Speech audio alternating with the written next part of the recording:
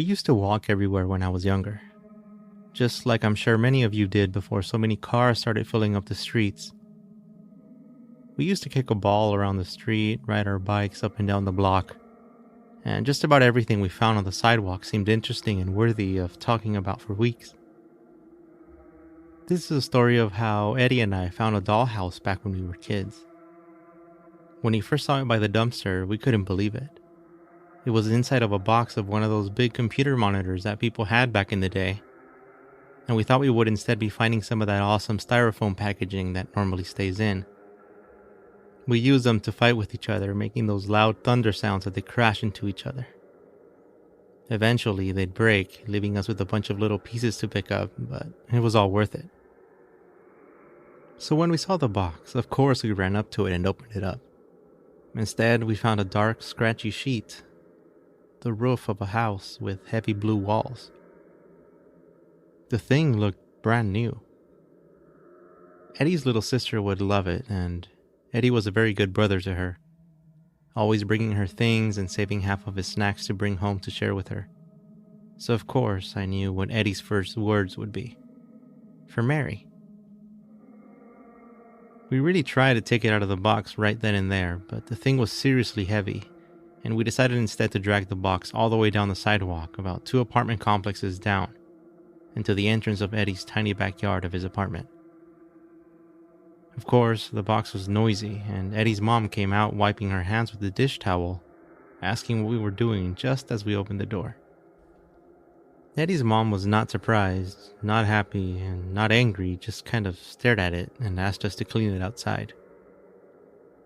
At least she wasn't mad at us. When we ripped the box open, we noticed that it was completely closed. Now, I wasn't an expert on doll houses or anything, but all of the ones I had seen had a missing front wall so you could play with everything inside. But this thing had a seriously realistic feel to it.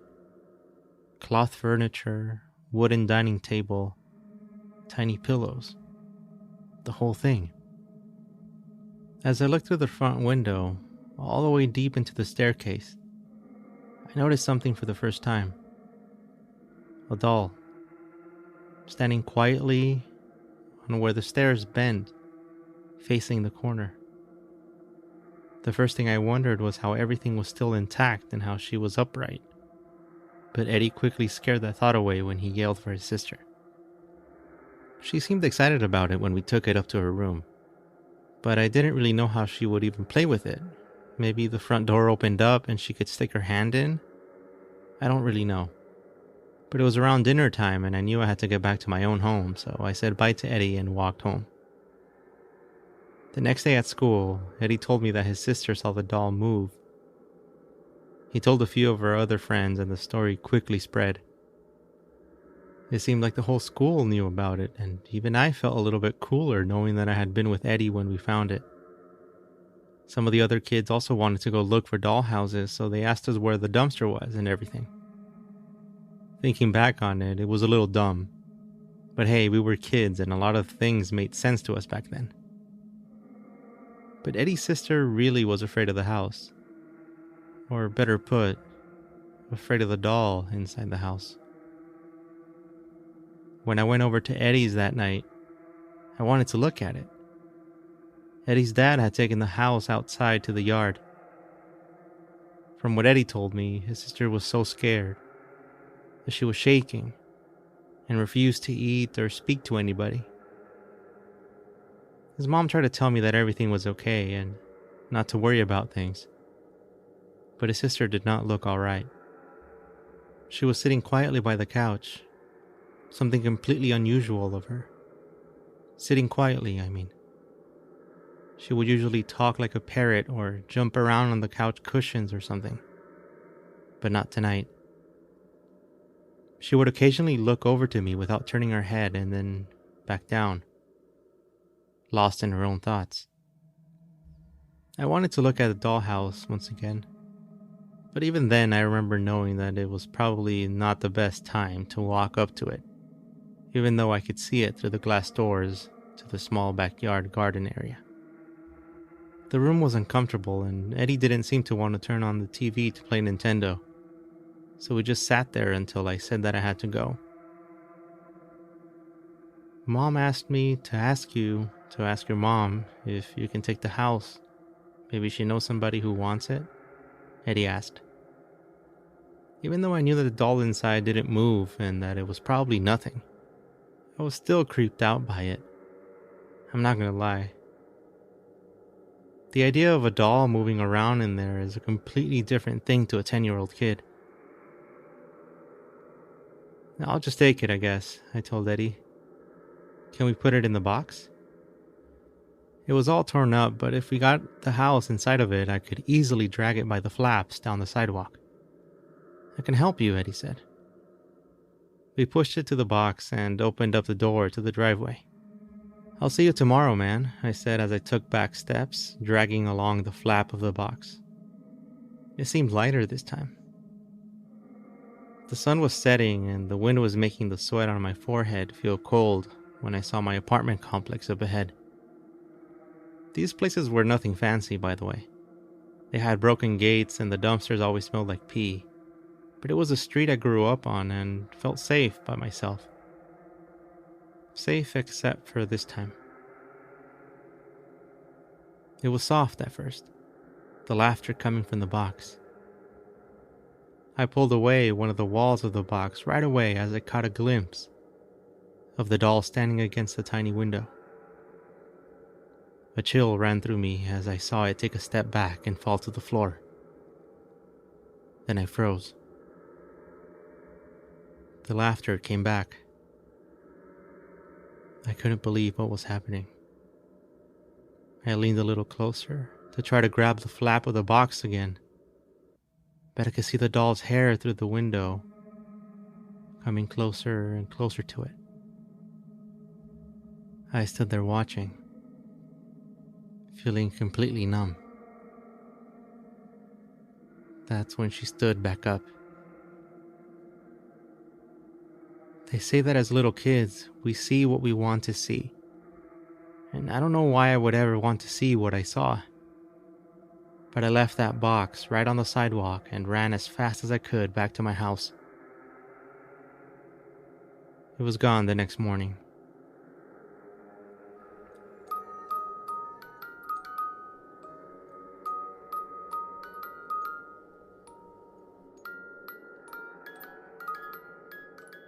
I used to work at a fast food restaurant.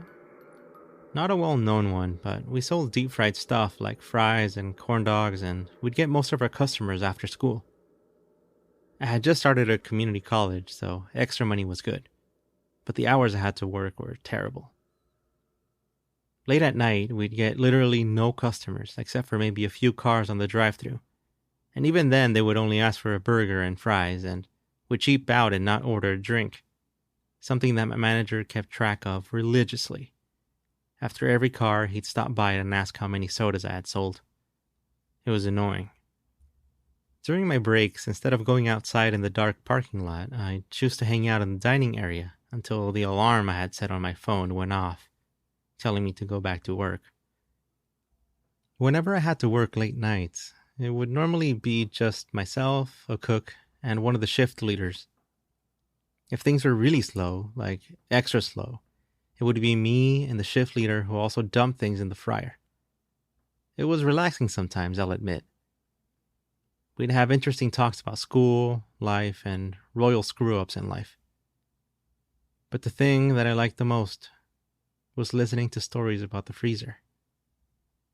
Wendy was one of my best friends and coworkers, and she would always tell us about the supposed ghost she had seen. It was well known that things got rearranged sometimes in the huge walk-in freezer. I'm saying big 40-pound bags of frozen French fries heading up on the floor or on the wrong rack, the freezer door slamming by itself, and the cries. The cries are what I heard one time. I stepped into the freezer one night, the door shutting behind me, when I realized I had forgotten the jacket we were supposed to wear when we were going to work in there.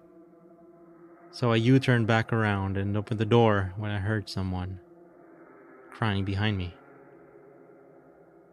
Freezers usually make noises, which I recognize, but this sounded like a woman crying. Amused, more than creeped out, I told the shift leader, another coworker slash friend named Mark, that I heard someone crying inside. He joked about it a little, but said that he had heard it before too, and that Wendy and a few other coworkers had some theories about it. I still had to go back in, so I grabbed the jacket and looked around for something to hold the door open while I was in there. But couldn't find anything, so I just decided to peek inside, made sure that everything was normal. I got in and finished restocking without hearing anything else. It wasn't until one day that some guy came in asking if we were hiring.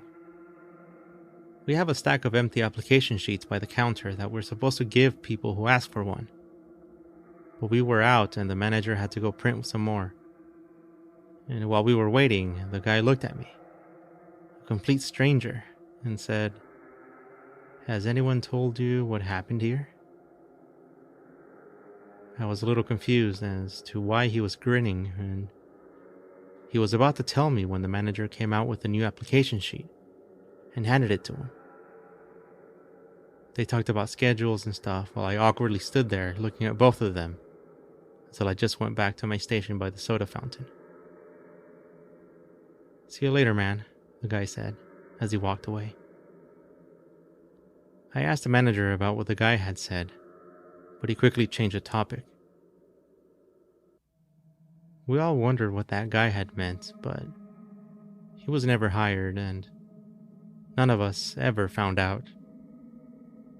We had some theories, but that's about it.